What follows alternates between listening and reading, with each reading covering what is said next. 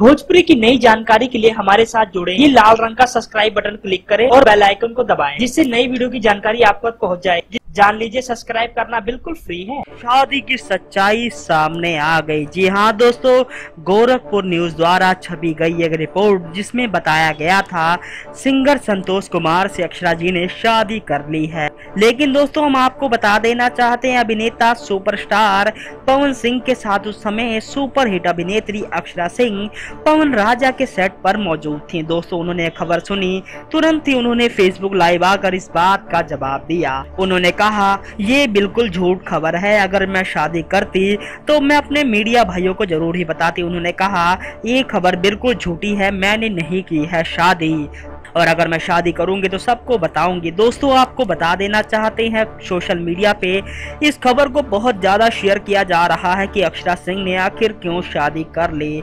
लेकिन दोस्तों, ऐसा नहीं हुआ है। सुपरस्टार अक्षरा सिंह और पवन के फैंस के लिए बहुत बड़ी खुशखबरी दी है सुपरहिट अभिनेत्री अक्षरा सिंह जी ने। धन्यवाद।